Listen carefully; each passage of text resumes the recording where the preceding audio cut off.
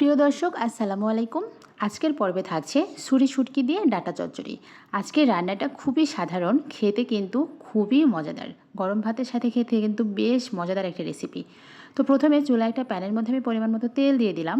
তেলটা গরম হয়ে গেলে আমি এখানে কাঁচামরিচ ফালি আর পেঁয়াজ কুচি ব্যবহার করছি।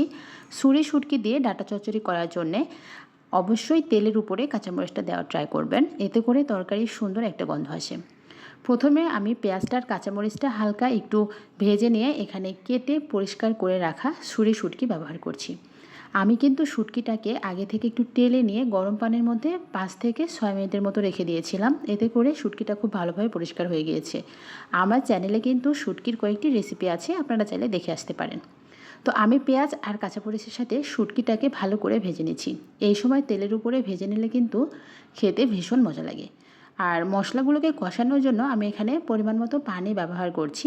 দেওয়ার পরে আদা, রসুন, জিরা, ধনিয়া বাটা আমি হাফ চামচের মতো ব্যবহার করেছি। এখন দিয়ে দিব স্বাদ মতো লবণ, দিয়ে দিব 1 চামচের একটু কম হলুদ গুঁড়া, আর এখন ব্যবহার করব 1 চামচ মরিচের গুঁড়া। এরপরে আমি ব্যবহার করব হাফ চামচ ধনিয়া গুঁড়া। আজকের এই ছুরি শুটকি দিয়ে ডাটা চচ্চড়ি করার জন্য আমি কিন্তু কোনো প্রকার আর মশলা ব্যবহার করব না। এখন মশলাটাকে মিডিয়াম হিটে ভালো করে কষিয়ে নেওয়ার পালা।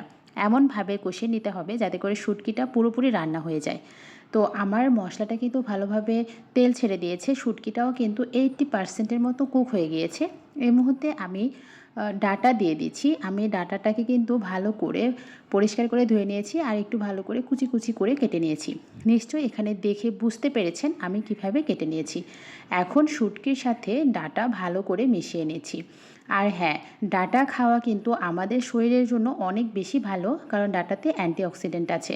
ট্রাই করবেন সপ্তাহে বা 15 দিনে একদিন হলেও ডাটা খাওয়ার। তো আমি ঢাকনা দিয়ে ঢেকে ভালো করে কষিয়ে নিব। ডাটা প্রথমে বেশি মনে হলেও এটা কিন্তু কষানোর সময় বেশ পানি বের হবে, আর এতে করে কিন্তু একদমই কমে যাবে।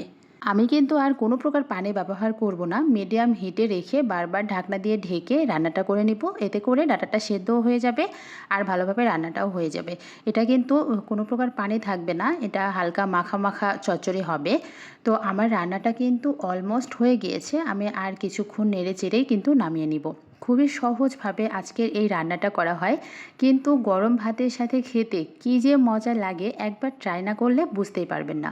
তাই আপনাদেরকে অনুরোধ করছি, ছুরি শুটকি বা যে কোনো শুটকি দিয়ে ডাটাটা একবার এভাবে চচ্চড়ি করে খেয়ে দেখুন, এটার ফ্যান হয়ে যাবেন। তো সবাই ভালো থাকবেন, ইনশাআল্লাহ দেখা হবে নেক্সট কোনো ভিডিওতে।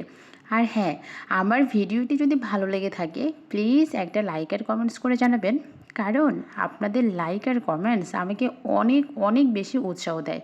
আপনাদের প্রত্যেকটা কমেন্ট পড়তেও কিন্তু আমার ভীষণ ভালো লাগে। সবাই ভালো থাকবেন। আল্লাহ হাফেজ, আসসালামু আলাইকুম।